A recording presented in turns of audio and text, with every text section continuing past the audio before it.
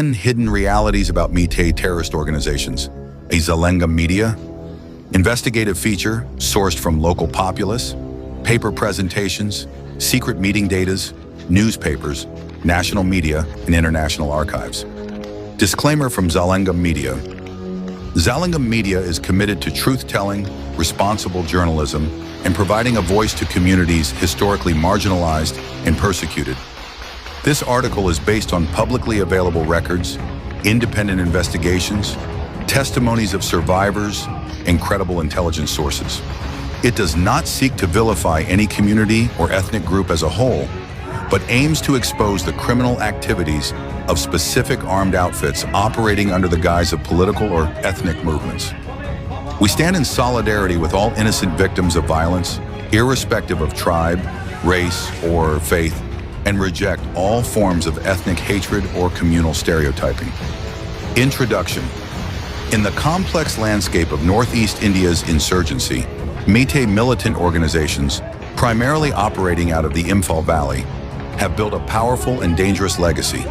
While groups like PLA, People's Liberation Army, UNLF, United National Liberation Front, KYKL, Kykl Yawal Kanalup, KCP, Kanglaipat Communist Party, and PRIPAC claim to fight for sovereignty or a liberated Manipur, their hidden operations tell a story of terror, ethnic domination, narco-politics, and systemic violence.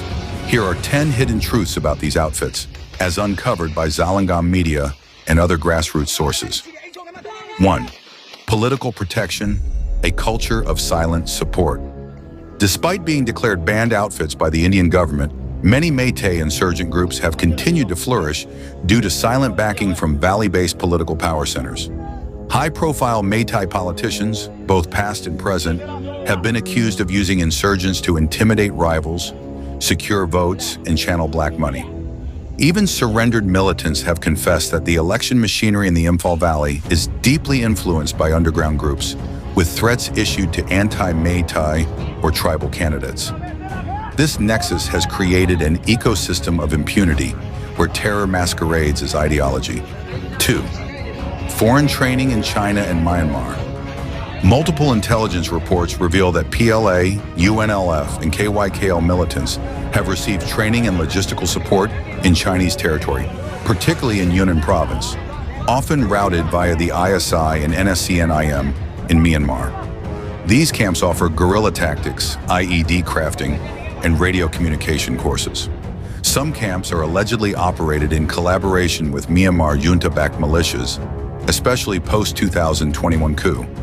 This deepens the suspicion that these groups are not indigenous freedom fighters, but proxies in a wider anti-India strategy. 3. Targeted ethnic cleansing of the Kykyls. One of the gravest and most horrifying realities is the systematic ethnic cleansing campaign launched by Meitei groups directly or indirectly against the Kykl people, most notably in 1992 to 1997, and continuing to the present day. During the Kykl genocide of 1993, over 1,000 innocent Kykyls were massacred, hundreds of villages torched, and thousands displaced. Groups like the UNLF and KYKL played active roles, with no justice delivered to this day.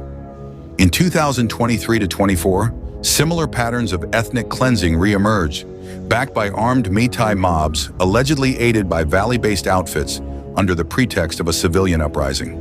4th, recruitment of students and radical indoctrination. Meitei militant groups heavily target students from top educational institutions in Imphal, using emotional nationalism and a distorted anti-India historical narrative to radicalize youth. KYKL in particular prioritizes the recruitment of high IQ university students, converting intellectual potential into ideological extremism. Many student unions in the valley are functionally extensions of insurgent groups, and dissenters face social ostracization or violence. These groups thrive in academic sanctuaries, often unchallenged. 5. Narco-terrorism. The drug empire behind the gun. The Mori border has become one of Asia's most notorious narco hubs.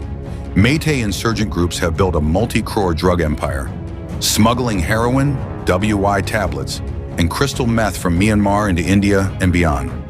Despite their so-called war on drugs slogans, insiders and defectors reveal that Kykl and KCP themselves act as protectors and distributors of drug networks, using drug money to fund arms purchases, propaganda, and bribe law enforcement.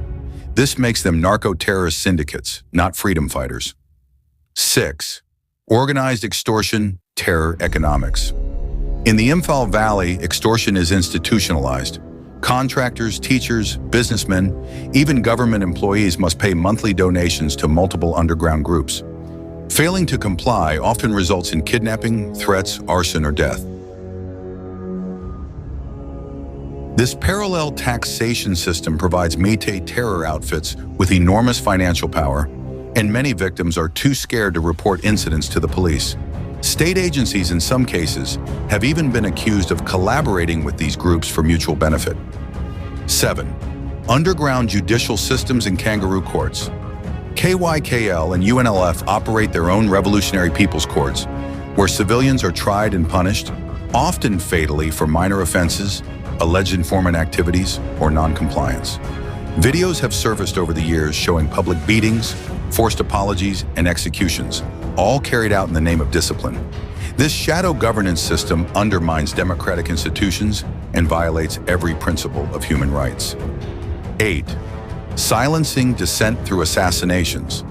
Meitei extremist groups maintain dominance in the valley through targeted killings of dissenters, pro-India politicians, journalists, and Kykl voices. Many Kykl's living in the valley have been forcibly silenced, threatened, or assassinated, especially if they spoke out against Meitei supremacist narratives. Assassinations are often masked as accidents or disappearances, with valley media under heavy pressure to maintain silence. The lack of national media coverage reveals a chilling information blackout. 9. Weaponization of women and children. Kykl and KCP have been accused of using women and minors as human shields, couriers, or informants, exploiting cultural taboos that prevent security forces from searching or questioning them rigorously. This tactic of civilian camouflage has led to children being radicalized from a young age, and even teenage suicide bombers have been allegedly trained. These acts violate multiple international laws and UN Child Protection Conventions. 10th, sanctuary in Myanmar and anti-Kykl operations. In recent years, especially following the civil war in Myanmar, Meitei insurgent groups have established new bases across the border, particularly in Tamu and Sagaing regions. Here, they've joined hands with anti-Chin and anti-Kykl militias, forming a dangerous cross-border coalition.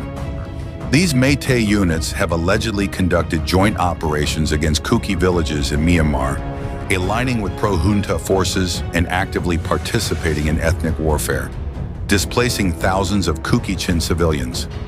Conclusion: facing the facts, demanding accountability. What we face in Manipur today is not merely an insurgency, but a hybrid war involving ethnic cleansing, narco-terrorism, political collusion, and transnational militancy. While the rest of India often looks away, these Meitei terror organizations continue to thrive, funded, armed, and emboldened. Unless there is a national reckoning, full disarmament, and neutral intervention, peace in the Northeast, particularly for the Kykl people, will remain elusive. Final note from Zalanga Media. We reiterate, this article does not target the Meitei community as a whole, but rather seeks to expose those militant actors and terror networks who continue to inflict violence under a false flag of nationalism. Zalanga Media will continue to report, expose, and speak truth to power on behalf of the voiceless and the dispossessed. We welcome dialogue, corrections, and collaborations in pursuit of justice and peace.